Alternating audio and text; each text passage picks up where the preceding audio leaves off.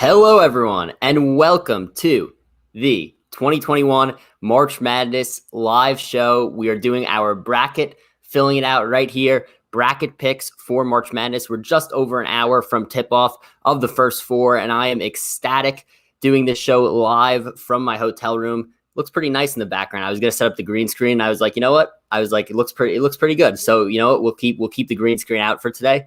We got the nice natural background. And yeah, excited to get going here. Be sure throughout this video to ask any and all bracket questions you have. I'll be sure to answer them as I go along here, filling out the bracket. Also, just wanted to remind everyone to like this video, subscribe to this channel, and also be sure to follow me on Twitter at @sports_Burd. Be sure to follow me on Instagram at @sports_Burd. And if you love NBA player props, be sure to check out my Patreon in the link in the description below. Once again, ask any and all questions you have about this bracket here, and I'll be sure to answer it. Let's get going here. So first, going to just start off real simple.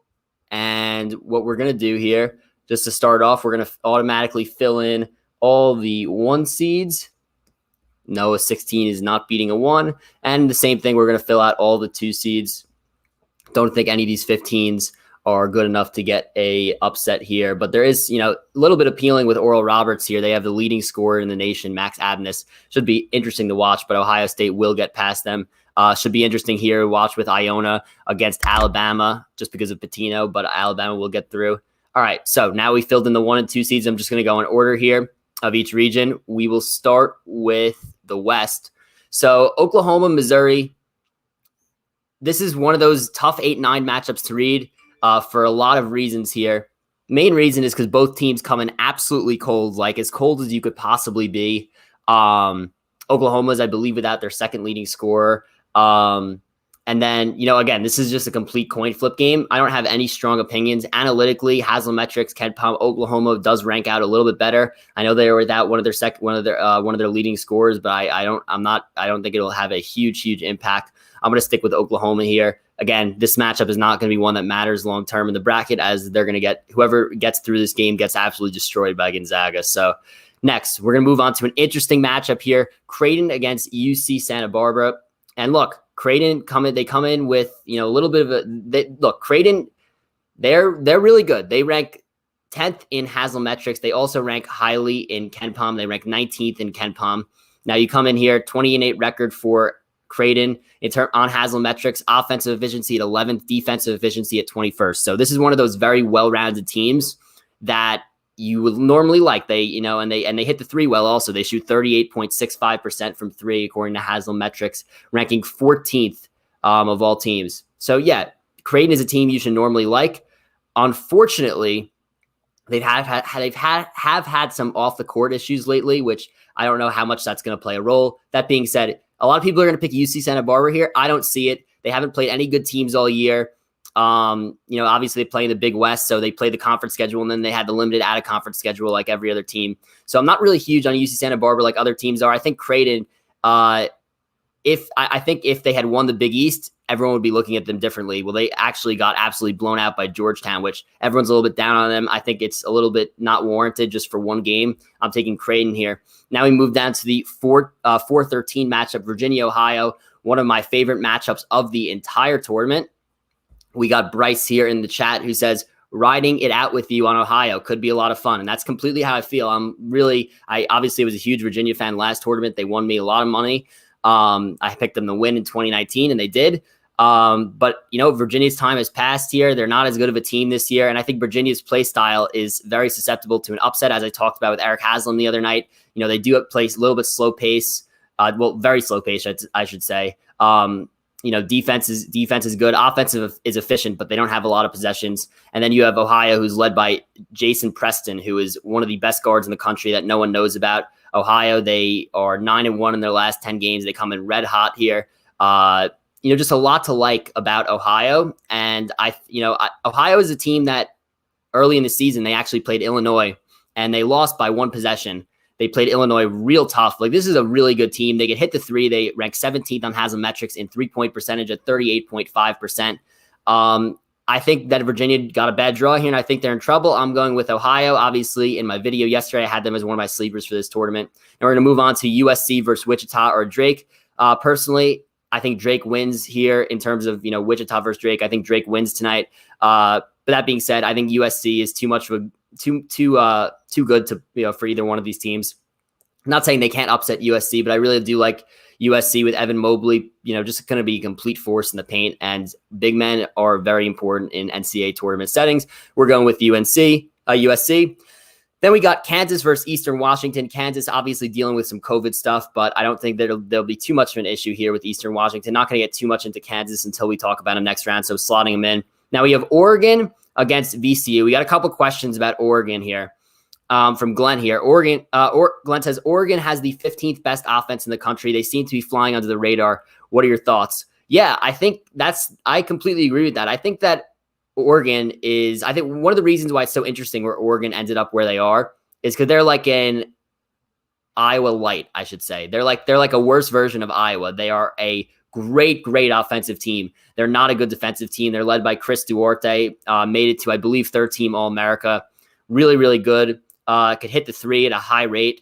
Just jumping into Oregon here, the advanced stats, they are 16th in offensive efficiency, 100th in defensive efficiency, 15th in three-point percentage at 38.6%. So, yeah, they could really hit the three, could really play offense. Now, VCU is kind of the opposite. They're overpowering on defense, can't play offense. Personally here, I'm going to take just the general. I feel like Oregon normally does very well in the tournament.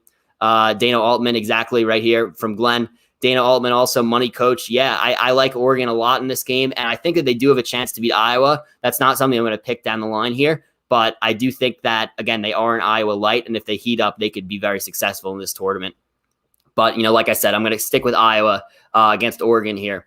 They're extremely good offensively. They're not good defensively. They are lights out from three. I like Iowa just because I think they're a better version of Oregon. Like, they're a very similar team. But they're just a better version. So I'm going to stick with Iowa here. Now we have USC versus Kansas. Interesting matchup. Like I said, and we have a question here. Well, actually, I'll make my pick, and then we have a question in the chat that I want to attend to here. But USC against Kansas, again, I think Kansas is not that good this year. They rank 22nd in KenPom, and then in Haslametrics here, Kansas is 19th. So for a 3 seed, that's not exactly great. Then you have USC here ranking 26th in Haslametrics, and then they actually rank at 14th in KenPom. So they're ahead of Kansas in KenPom by 8 spots, USC. Something that I think is pretty impressive. USC is a balanced team. They rank 29th in offensive efficiency, 19th in defensive efficiency on KenPom. So again, very well-rounded team. Yes, they're a little bit young. Again, I think Evan Mobley's a force. I think Kansas isn't that good, and I don't think they're going to be themselves this tournament, coming off this long COVID hiatus that they're on without practicing and stuff. So I do like USC to move on here to the Sweet 16. Now, we have a question in the chat. Thoughts on USC versus Oregon, Sweet 16. I think this is actually, like I said, I think Oregon could go through. I'm not picking it, but I would not be surprised at all if Oregon does win this game against Iowa. And then that would give you the USC-Oregon All Pac-12 Sweet 16. So I think that's a pretty solid strategy. It'll be different from a lot of people. Moving up here to Creighton versus Ohio. This is tough for me. I'm trying not to – see, the thing with Creighton is I think a lot of people will always get influenced way too heavily by the conference tournaments. And I don't think that's the way to go.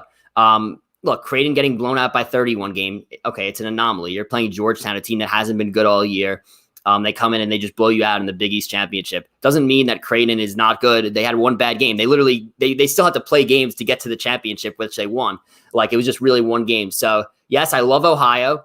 I think if UC Santa Barbara somehow gets past this game, then Ohio has a great chance to get to the Sweet 16. Unfortunately, I think Creighton will be a little bit too much for them. I think Creighton is a better team than Virginia. Again, Creighton, another very balanced team, can hit the three, good on offense, good on defense. I'm sticking with Creighton over Ohio here. And then back to Gonzaga, not much to talk about. They're going to destroy Oklahoma. And now we got our Sweet 16 here in this region, the West. Gonzaga versus Creighton. Again, I'm huge on Gonzaga. I think they're just way too deep, way too good on offense. And one thing is, everyone thinks of Gonzaga as an offensive powerhouse. This team is phenomenal on defense as well. If you look at KenPom here, they're 9th in adjusted defense, first in adjusted offense, obviously, but they're 9th in adjusted defense. This team could D up also. They got, just so many players: Suggs, Kispert, Timmy, Ajayi, Nemhard. If one guy is not on, if two guys are not on, they still have a bunch of other guys that could take that spot. I think that they should easily beat Creighton. And then we got USC versus Iowa. One of the matchups that I think I'm most interested in here with USC versus Iowa, and I spoke about this when I was on with Eric Haslam, is Luka Garza has not done that well this year against very athletic big men. We saw it against Kofi Cockburn in the Big Ten in the Big Ten semifinals, and I think that if you watch that game, if you look at the stats, you're gonna be like, all right, Garza had 20-something points, he's fine, but it was not a good 20-something. He got dominated by Kofi Cockburn. Why? Kofi is a little bit bigger than him. He's way more athletic. Evan Mobley, a guy who is gonna be drafted in the top 3 in the NBA draft, possibly number 2. I mean, that's gonna be a problem for Garza. That's gonna be a big problem for Garza.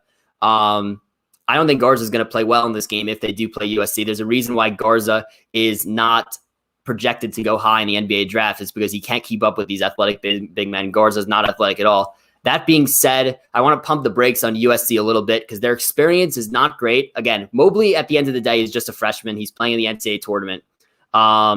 That's a big ask for a freshman. There's not many freshmen that could take over an NCAA tournament and take a team a lot further than they're supposed to go. And again, I do like Iowa's experience. If you look at experience rankings on KenPom here, USC is 202nd in the country in experience, where Iowa is, let me get to this right here with Iowa.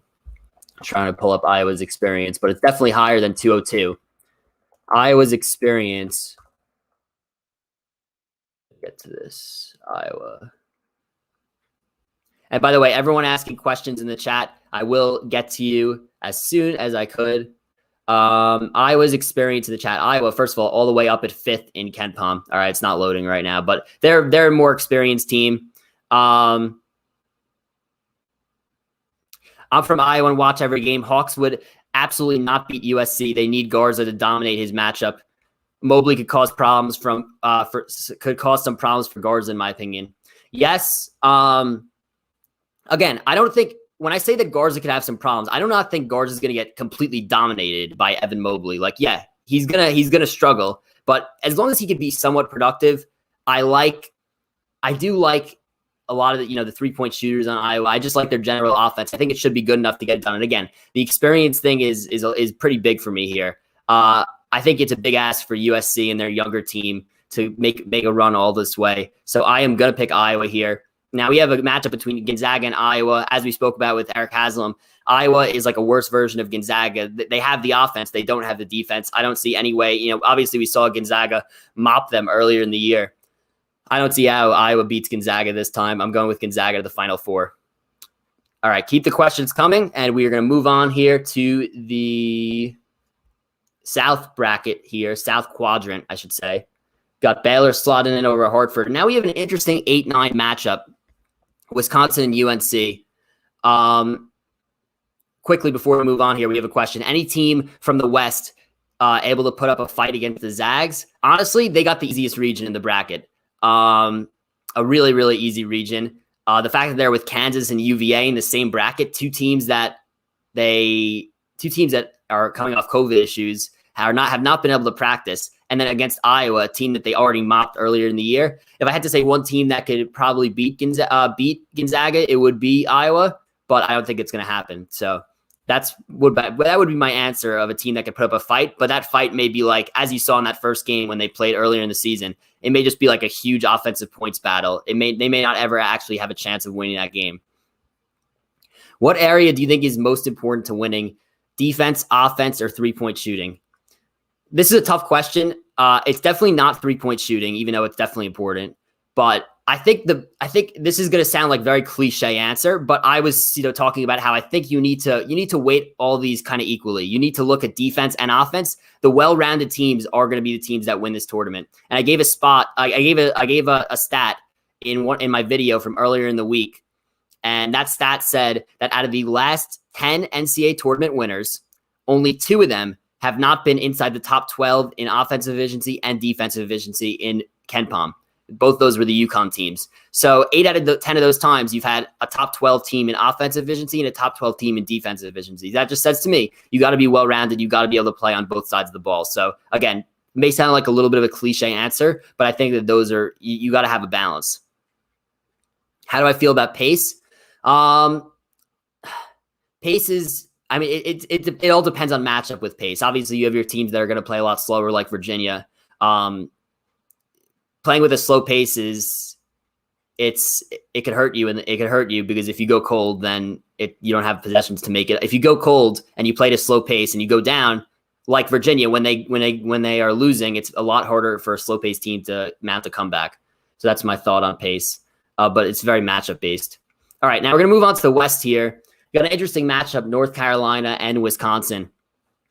I personally, this is a little bit of a bias. Also, this is just the best conference in basketball right now. I'm always inclined to go with a team that's from the Big Ten. Yeah, I'm a Big Ten guy, sure. But this is the best conference in basketball, and Wisconsin, one of the most experienced teams in the tournament. I think that they're a better team than UNC. They also come in higher in the analytical rankings. You got Wisconsin at 17 on Haslametrics, and then you got Wisconsin on KenPom at 11. So they rank out really well analytically. Wisconsin also very good defensive team. They rank 12th in adjusted defense on KenPom, and then you have North Carolina. North Carolina ranks all the way down at 28th. But they're also very good defensively, 14th in adjusted defense. I just think Wisconsin's more experienced, come from a better conference, used to playing great competition. I like Wisconsin in this game. Now we have Villanova against Winthrop, which I said I don't like a lot of the 12 seeds this year. And that's definitely true. But I think that the team that has the best chance to upset a 5, that's a 12 this year, is Winthrop. And the reason why is just strictly injuries. Obviously, Villanova lost Gillespie. That's just a huge loss for them. And they feel like they're on such a downtrend here. Winthrop, they're 23-1, so they're definitely a good team. But their schedule strength is in the 300s. They haven't played a lot of good teams this year, which is a problem. But ultimately, I think one of these 12 seeds is going to get an upset. And if I had to pick, I just think the number 5 seed that's the most vulnerable here is Villanova. So I am going to go with Winthrop. Got a few questions here coming in. How many teams are in the top 12 in those categories, offensive efficiency and defensive efficiency this year? Gonzaga, Michigan, Illinois, end of list. So yeah, that will have an impact on how I pick my bracket, and it should have an impact on how you do also. Top 3 players I'm looking forward to watching. Tough call here. I would have to say Jason Preston. Look, I'm Ohio biased here right now because I pick Ohio. I'm picking Ohio to win their first round match. And Jason Preston is the best point guard in the country that nobody knows about. He is phenomenal. He reminds me of like when John Morant was running those Murray State teams. That's how I think he's incredibly good. Looking forward to watching Ayo Dosunmu and Andre Curbelo. Look, you're going to see it. I'm a huge Illinois fan this year. I think that they have what it takes to win it all, and we're going to get into that further. But Curbelo, also a Long Island guy. I'm from Long Island. He went to a high school that was not too far from where I'm from. So I've been following him all year, and he's going to win Big Ten Player of the Year next year. He's that good. But yeah, there's a lot of players in the tournament. But I love Illinois, and I love watching Gonzaga as well. You got Kispert. Suggs is phenomenal. Suggs is going to be a star in the NBA for sure. Kispert's going to be a really good role player as well. All right, going to keep going here. You got Purdue, North Texas. Purdue, they haven't really been flashy this year, but quote from Eric Haslam in our video, he said they've been quote unquote sneaky, which I think is true. Like they haven't been that good in terms of years past. If you're comparing it to years past, they're not the Purdue team that you normally see as like a dominant team, but they're very balanced. They rank very well analytically, 13th in KenPom. They're 23rd in offensive and defensive efficiency. So they're a well-rounded team. They're playing well, even though they're kind of flying under the radar. I don't think North Texas is going to be able to get it done against a fundamentally sound team like Purdue, very well coached. So I'm going with Purdue here. And then we go down here to Texas Tech against Utah State. I love Chris Beard. I love the way he coaches. I think that their teams, Texas Tech, is always just set up for a great tourney run. I know they obviously went to the Elite Eight in 2018 before going to the final in 2019. Now, the thing with this Texas Tech team is that they don't have the star player that they once did. I believe in 2018, his name was Keenan Evans, I want to say. The point guard that they had, I could have got that name wrong. So if I did, just correct me. And then Jared Culver, obviously, in 2019, that took them all the way to the finals. This year, their guy is Mac McClung, who I don't think is, I think he's good. I don't think he is the dominant player that they have had in the past. But again, Texas Tech, solid team, 23rd in KenPom, 33rd in offensive efficiency, 24th in defensive. So they're one of those very well-rounded teams. And then you go to Haslametrics here, and Texas Tech is ranked all the way up at 15th in his performance rankings. So I do think Texas Tech, between, just the system, good offensively and defensively, great coach, that'll probably be enough to lift them over Utah State. But Utah State does scare me a little bit. Their center, Keita, is unbelievable. He's really, really good. So I think he could present some problems. As a result, Keita has led Utah State to ranking 8th in defensive efficiency, according to KenPom. So that's a tougher matchup for Texas Tech than most people think. That being said, I'll take my chances with Chris Beard any day of the week. Now we're going to move on to Arkansas Colgate here. I think this is one of the most intriguing matchups of the first round. Arkansas, led by Moses Moody, who's going to be a guaranteed lottery pick. I mean, freshman guys averaging like 17 points a game. And Arkansas, they're just, they're a team full. They're very athletic. They're led by another great coach in Eric Musselman. Now looking at Arkansas analytically here, 18th in KenPom, great defensively, 13th in defensive efficiency. Looking at Haslametrics in terms of Arkansas here, let me get this page up, 9th in defensive efficiency there. So look, this is a team that's going to grind you down. And then you have Colgate, who is a team that's lights out offensively. They shoot over 40% from three, and they rank really highly in Haslametrics. They rank actually at 24th, Colgate in Haslametrics. This is a big difference from KenPom, where they rank 84th. What does this mean? This probably just, and it's tough to read. It's tough to read Colgate. Obviously, there's a different formula on KenPom.com, different formula on Haslametrics.com. Haslametrics values Colgate very highly. I think Colgate can make this a game, but when you're looking at a team that's only played 5 opponents this year, Colgate has only played 5 opponents this year because of COVID reasons. That's not great. I mean, going from facing teams like Holy Cross, Loyola Maryland, nothing against those schools, but going to face Arkansas, that's a tough ask. And again, Arkansas, they defend really, really well. Looking at specifically, I just want to break down. So I told you that Colgate's a very 3-point shooting heavy team.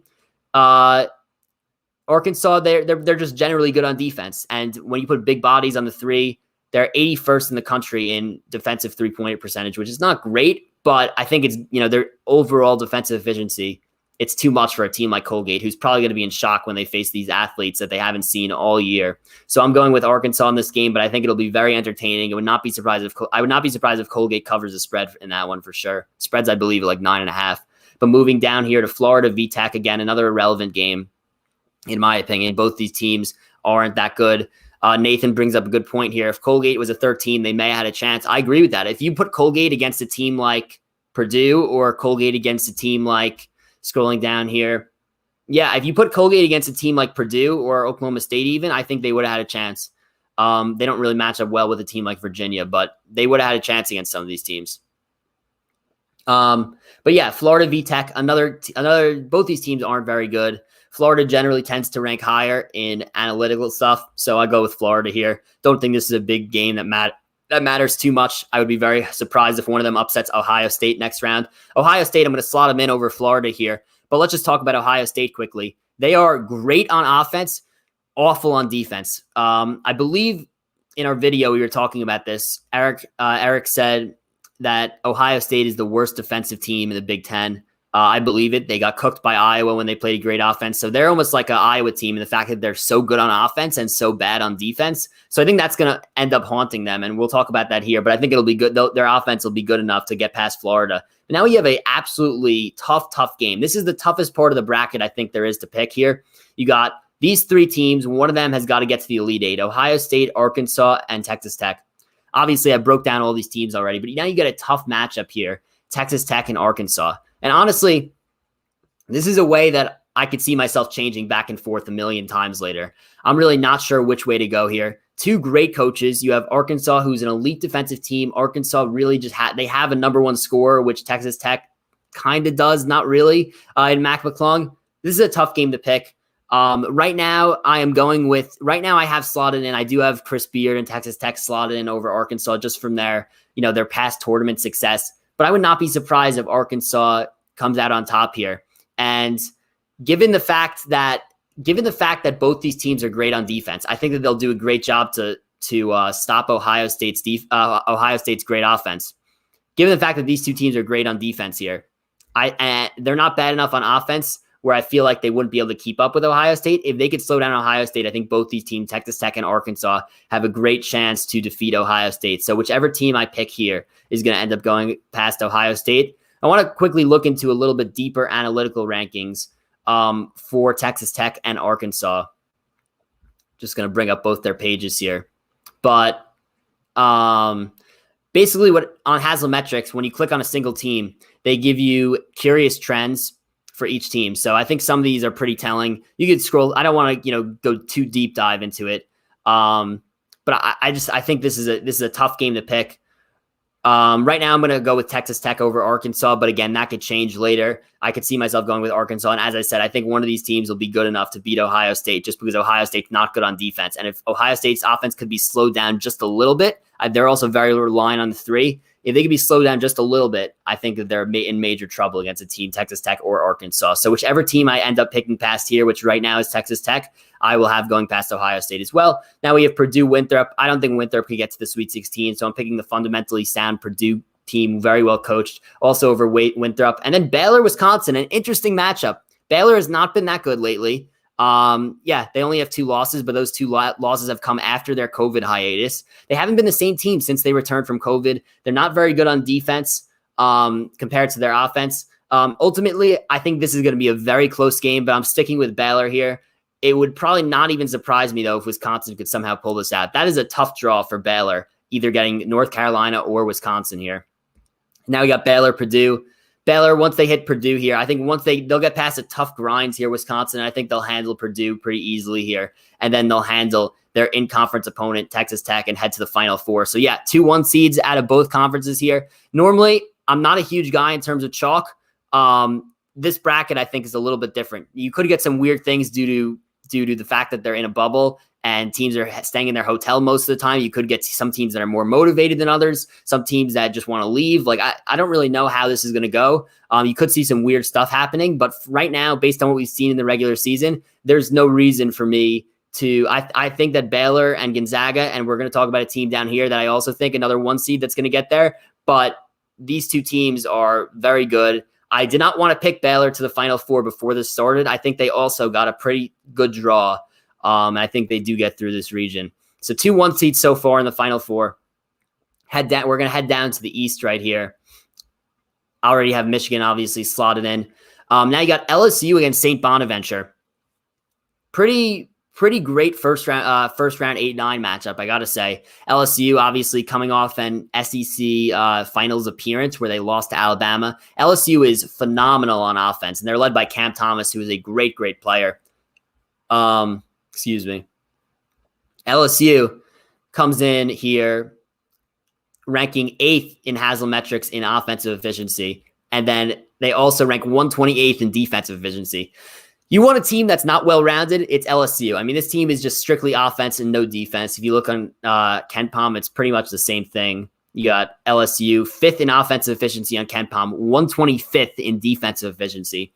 They go up against the St. Bonaventure team. Again, you want to talk about nightmare matchups. This is a nightmare matchup for LSU. St. Bonaventure comes in 16th in defensive efficiency on KenPom. They're also ranked higher, 24th on KenPom overall. And then you're looking at Haslametrics right here, and you get an even more impressive stat from St. Bonaventure, ranking 10th in defensive efficiency on Haslametrics, 1st in opponent field goal percentage. This Bonnie's team could lock up. That's very worrisome if you're an LSU team that's strictly reliant on offense.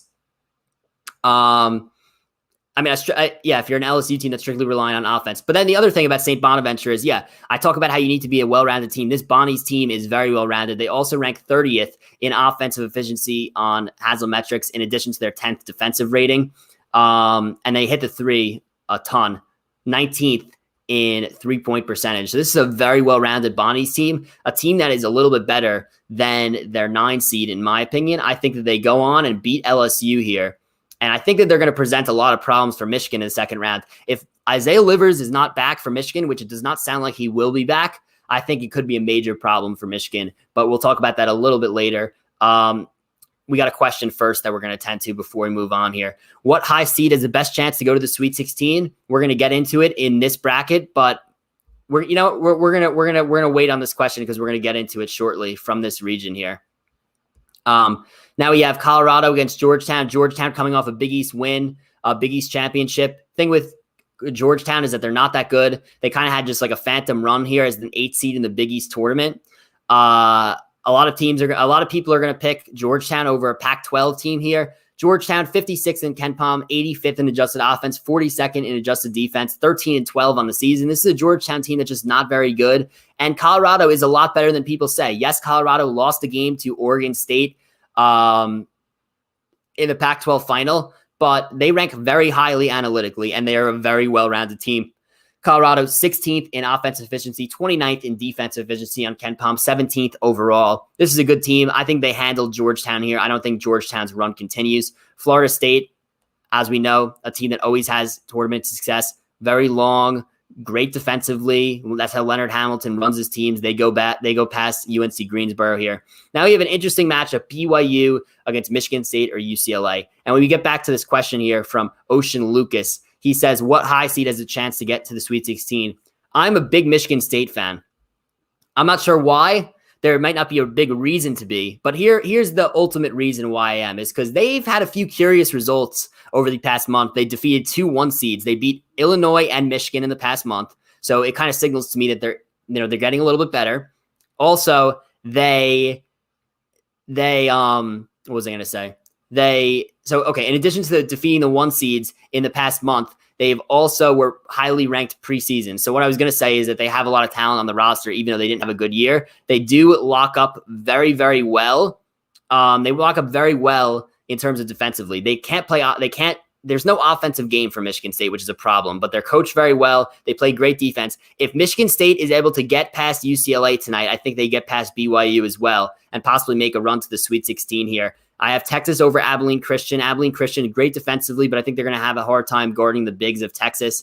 But yeah, I think Michigan State, if they get past, every single year, there's a team that you have ranked very high preseason. They fall off all the way down, and then they kind of make a run in March. We've seen it with Syracuse a million times in the past, making a run as an 11 seed. I also like the fact that Michigan State, they get a game under their belt today, which could help them a lot in their game against BYU, assuming they win. I think Michigan State could go on and beat Texas as well. I'm not completely sold on Texas, but I'm going to slot in Michigan State. Again, this all changes. If UCLA wins this game, then I'm going to pick BYU, and then we'll figure out BYU Texas after that. But Michigan State, I have them over Texas as well. So which double-digit seed has the best chance to get to the Sweet 16? My first one would be Michigan State, and then I would also say Ohio, because if you get UC Santa Barbara here, I think Ohio has a pretty solid chance to go to the Sweet 16. So those would be my 2 picks. Moving down here, UConn and Maryland. UConn is a really, really, really good team. They're definitely better than where they are seated. I'm sure they deserve to be seated there, but they're better than where they're seated. They come in 15-7 on the season, 8th in Haslametrics performance rankings, 16th in KenPom's performance rankings. They rank in the top 25 in both offensive efficiency and defensive efficiency on KenPom. And then once again, going to Haslametrics here, just to bounce back and forth between the 2 websites. They rank 18th in offensive efficiency, 15th in defensive efficiency. This is a team that they lock up on defense. They could play very well on offense. They have James Bouknight, who is going to be a lottery pick, great scorer. That's what you need in this tournament. I think that they're gonna roll past Maryland. I don't even think that game's going to be close. I don't like Maryland at all in this tournament, and they present a tough matchup for Bama next round. Before we move on to the round of 32 here in this region, let's take some questions from Christopher Cuomo here. In all my brackets, I have Texas or FSU coming out of this region. Am I overlooking Alabama and Michigan? We're going to get to that right now. What I will say is that Michigan, if they have livers, they're a completely different team. I don't think they're going to have livers, though, and I think that you're not underestimating them, because if they don't have livers, then they're a completely different team. When you have livers, first of all, what you have is a great shooter, completely spaces the floor. For a team that goes down low so much to Hunter Dickinson, it's going to be tough when the spacing is a lot worse without livers on the floor. So that's my answer. You're probably not overlooking Michigan. Bama, though, I'm going to get to that right now. I want to talk about this Bama-UConn game here. The winner of this Bama UConn game is going to the Final Four. That's my prediction. That's my bold prediction of this region here. I think the winner of this UConn Bama team goes to the Final Four. Bama game goes to the Final Four. When talking about Alabama, I like them a lot for some specific reasons here. The first reason is that I think that this region is wide open. The second reason is that Nate Oates is a phenomenal coach, and the third reason is that this team D's up. They rank first in defensive efficiency on Haslametrics. They also rank 12th in 3-point shooting percentage on Haslametrics. So this is a team that could play great defense. They hit a lot of threes. They have guys like Herb Jones, Javon Quinterly, Petty. These are guys who are great shooters, veteran players. I like Alabama to get past UConn, but I think that this is going to be a hard-fought game. If UConn beats Bama, they're going to the Final Four. That's my prediction. This is my bold prediction of this bracket, but I'm going to pick Bama here. I'm going to pick Bama to go all the way to the Final Four. So your answer is, are you overlooking Alabama? Possibly. But I think that they would beat Texas if they came through. Texas, I think a lot of people are going to overvalue because they just went on to win the Big 12. I'm not sold on a Shaka Smart-led team. I know Texas is deep, but Texas does not rank as analytically as well as you would think for a 3 seed, which is why I think they go out early or earlier than people would expect. So I have Bama going all the way to the Final Four. Now, talking about just to fill out the rest of this region here, I like Florida State over Colorado just based on their past history on the tournaments, as we have from Jay Woolen 5 here. Tall, athletic, very careless with the ball. If FSU has over 12 turnovers, they're out in the second round. Yeah, I don't think it's going to be an easy matchup against Colorado, but ultimately I'm just going with Florida State, a team that I just trust to play well, based on their past history. And you say here, Ocean Lucas, problem with Bama is offensive efficiency. Yeah, I agree with that. It's a concern. Again, I just think this region's wide open. But Bama also is, and right, if the 3 is not going down, scoring is down. Yeah, that is true. It is definitely concerning for Bama, which is why I think that UConn could definitely beat them. But again, I think the winner of this game goes to the Final Four. So yeah, it is a little bit concerning with Bama, but I do like the coaching. I like the veteran presence. I like the depth. So yeah, Bama's defense should be enough to carry them. Exactly, Nathan. That's exactly what I think here as well. But then back here, I do like Florida State over Colorado, and then we head up here, Michigan and Bonaventure. This is going to be a close game. I'm taking Michigan even without Livers, and then I think Michigan goes down to Florida State. I'm taking and again, I don't want to grade a school just because they've done well in the past, but some schools just do well because their system just translates well. Florida State is one of those teams. I think they go to the Elite Eight and go down to Bama. So I have Gonzaga, Alabama, and Baylor, and now we're going to talk about the Midwest region here. Another question here. Do you see any team outside the one line having a chance to win it all? Hard for me to see anyone winning other than Gonzaga, Illinois, or Baylor, and I keep differentiating with Baylor or Illinois winning. I completely agree with you. I can't see it this year. Some years you see hot 2 or 3 seeds get in, you're like, wow, this team could be really good. I don't see it this year. I think the 1 seeds are at least Illinois, Baylor, and Gonzaga, and Michigan. When all 4 of those teams are completely healthy, and again, we'll see if Livers ends up coming back for Michigan, those 4 teams are far and away better than every other team, and I don't really think it's close. So that's why I think you're going to see a lot of chalk this year. And again, I'm not the one to always go with chalk, but I think that those teams are far and away better. So we're going to go here talking about Illinois. We have through, obviously, against Drexel. Game here, Loyola Chicago, I'm going to slot in against Georgia Tech. Loyola Chicago, just a team that everyone's probably going to pick in this spot. One of the reasons is that Georgia Tech's best player, the ACC Player of the Year, I believe, is out from this game due to COVID. Major problem for them. And then you have Loyola Chicago, who just ranks out really well on KenPom. 9th overall on KenPom. That's impressive. First in adjusted defense on KenPom. So I do like Loyola Chicago to get past their first round game. I think they got a crap draw with Illinois in the second round, but that should be an interesting game. But they go down here before we get into the round of 32. Before we get into the round of 32, we got Tennessee against Oregon State. Oregon State is sort of like a Georgetown here. Coming off just like a hot streak out of nowhere.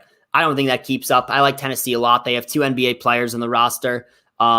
Just a really good defensive team as well. I don't see any way that Oregon State gets past them. And then you got Oklahoma State against Liberty. Oklahoma State is a team that I keep going back and forth whether I like them or not to go far. Obviously led by Cade Cunningham, who's, in my opinion, the best player in the country, number 1 pick for sure. He's unbelievable, but the team is a little bit inexperienced. And if something happens to Cade where he gets into foul trouble or something, we saw this against Texas. It's a problem. Like, it's a problem for that team. They have a few other guys, but I don't think they could keep up, if something were to happen.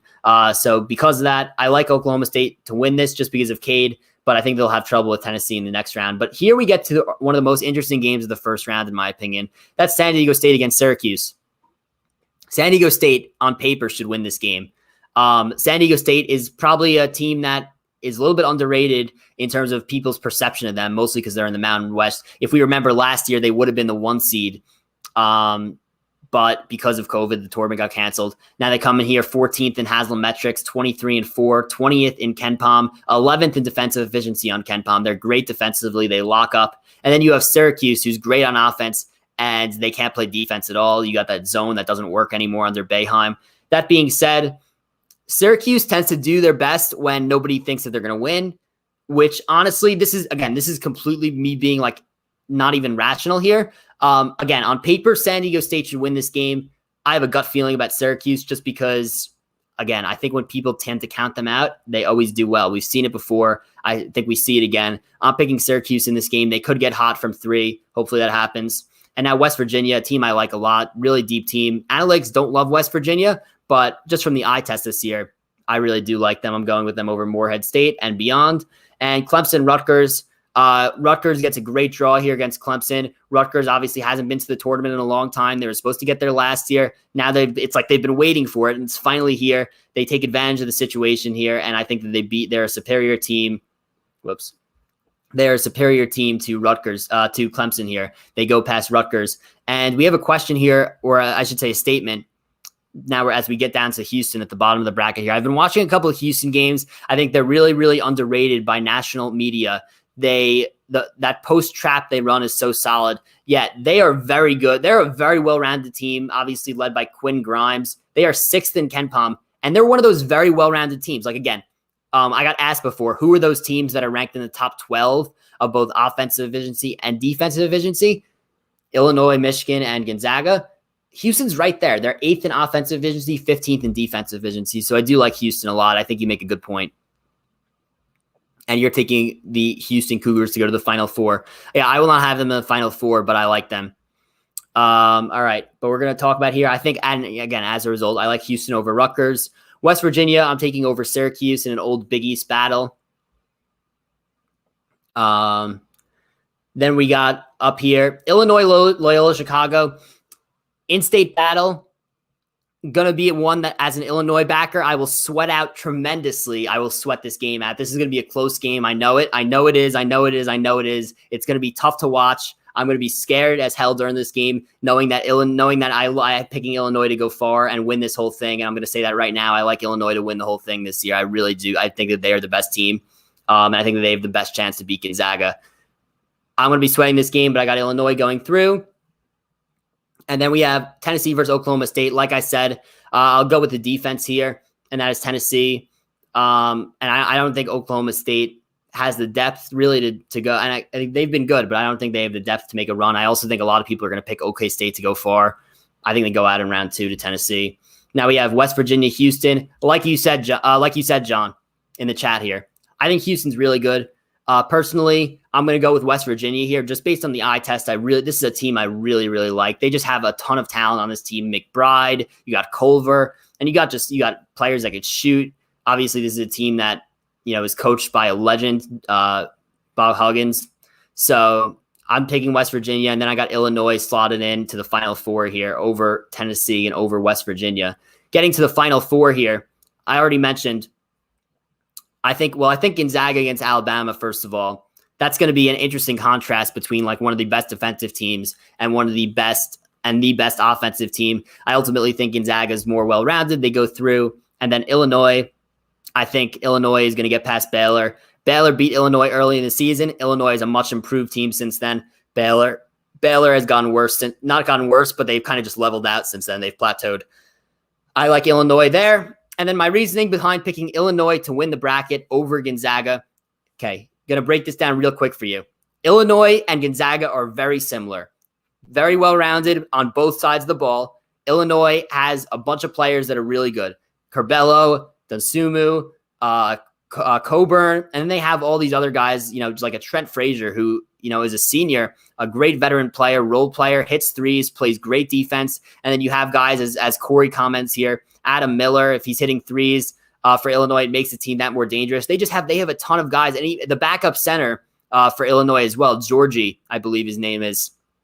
These guys, there's so many good players on this Illinois roster. It's really, really insane. So I think that Illinois, they have the depth and the talent to compete with Gonzaga. I think that more people are going to have Gonzaga winning, which is why I'm leaning Illinois. But I also think Illinois is going to get it done. They're my team this year. It's as Drew comments here. Gonzaga is super good. I just can't see the perfect seasoning happening. Can't make myself pick them to win. It's very hard to see them going perfect. This team is special. They're the best Gonzaga team of all time. Like I really do love this Gonzaga team. If they win it all, I will not be shocked at all. If they beat Illinois, I will not be shocked at all. My gut feeling is Illinois right now. I've been on Illinois since the beginning of the year, and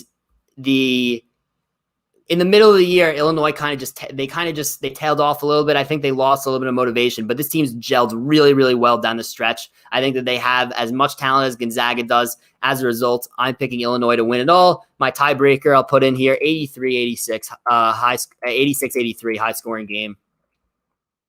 So that is the bracket. Any other questions we have? Any other questions? Is this Illinois team better than 05? Unfortunately, in 2005, I was 7 years old, so I wish I could answer that. I wish I could answer that question well, but I do not have the knowledge of that 05 Illinois team as much as I would love to.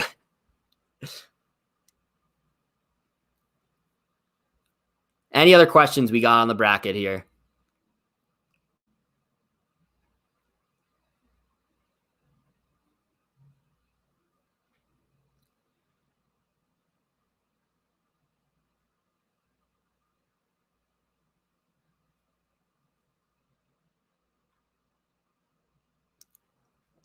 Do you believe in the one-loss team in February and March plus regular season / conference tourney to win it all? Are you talking about Illinois here, one loss through February and March? Hold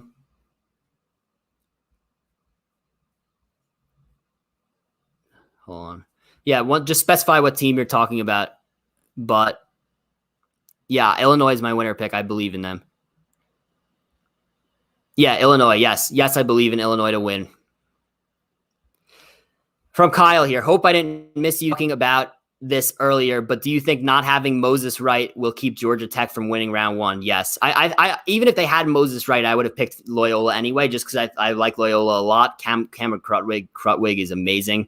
But yeah, that being said, I think that they have no chance now without him. I'm not going to say no chance because they won the ACC. You don't win the ACC without having a lot of talent on your team. But I'm going to say that their chances are significantly less. Yeah, I'm going to have to go look at some tape now about Illinois. I'm going to have to do that. It'll get me excited for this tournament run for Illinois that we're about to see. Any other questions? Thank you all, by the way, for being in here. Just wanted to mention as well that if you're watching this and you decide, you know what, I don't only want to play bracket picks here. I want to check out some props also. You can go onto Monkey Knife Fight, put in the promo code DUDE50 that's up in the top left corner of your screen here, and you get a 100% deposit match up to $50. Monkey Knife Fight, the link is in the description below, so you go check that out as well. Also, be sure to follow me on Twitter at @sports_Burd. Be sure to like this video, subscribe to this channel. It really helps me out. Do you think Illinois provides the most value as a winner? Most people are on Gonzaga, and I have been picking mostly Illinois and Baylor. So, funny story here. I was not opposed to Illinois dropping that game to Ohio State because I think a lot of the chalk would have come off Illinois if that happened. You're seeing a little bit more chalk than I would like on Illinois, but I think that ultimately if you're picking an outright winner, Illinois is the best value in terms of betting. In terms of just brackets also, I think it's great value. Do you think any team besides Illinois or Gonzaga has a chance? If so, which one? Yeah, I would have to go Baylor as the third team. I know it's like very, very conventional, but I think Baylor is the third best team right now. I think that Baylor is going to face a tough road in this 8-9 potential matchup here, but I think if they could get past it, they're going to make a run. Thank you for watching, Nathan. Really appreciate it. Any other questions before we head off here? I really appreciate everyone watching. Who will be a breakout player in this tournament that will raise his draft stock? Interesting question. So let me see. Again, I'm huge. Jason Preston is a draftable player. I don't know if he's going to go out. I love Jason Preston. People are going to be if Ohio wins this game, this guy is going to get so much hype. He doesn't have that. He already has a little bit of hype. Other players that I think could raise the draft stock. Moses Moody's stock of Arkansas is pretty high already, but he's really good. Let's see what else. Book Knight has a pretty big opportunity here on a big stage. Another potential lottery pick. I like a bunch of guys. Again, it's the Jason Preston show on this show. Any other questions? Yeah, thanks for watching, Christopher. If UCLA wins tonight, how far do you have Texas going? Good question. I would probably have Texas going. You know what? I'm going to actually look at how BYU, because I would have BYU over UCLA. I'm curious to see how BYU matches up against Texas right here.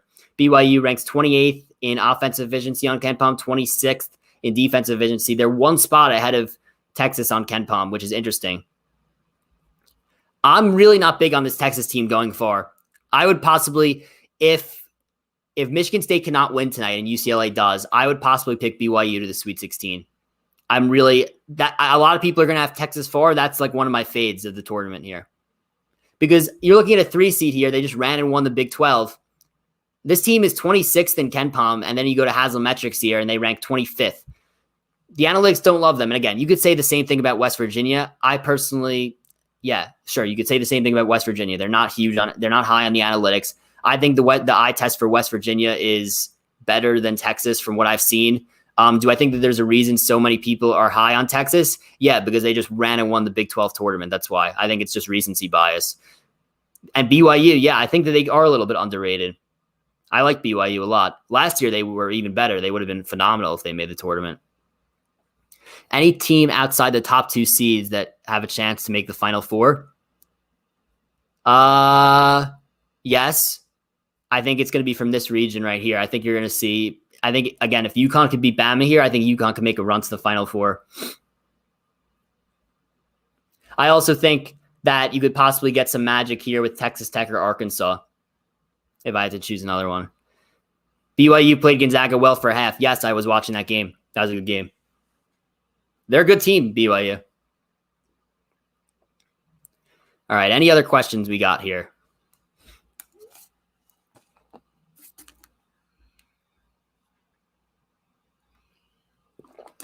I know I'm going to torture myself with this little region right here. Texas Tech or Arkansas. One of these teams I'm going to have in the Elite Eight right now. Again, right now it's Texas Tech. I'm not sure if I'm going to slot in Arkansas last second. That's one of my toughest matchups of the whole tournament here. Everything else I'm pretty sure I'm set on. Again, unless Michigan State loses tonight, then I'm going to change out BYU. All right, so we are going to head off. Once again, be sure to like this video, subscribe to this channel if you aren't already. Really helps me out. Thank you, everyone, so much for watching. Be sure to check out Monkey Knife Fight, promo code DUDE50 for an 100% deposit match up to $50. Be sure to follow me on Twitter at @sports_Burd and follow me on Instagram as well at @sports_Burd. Goodbye, everyone. Good luck with your March Madness picks this year.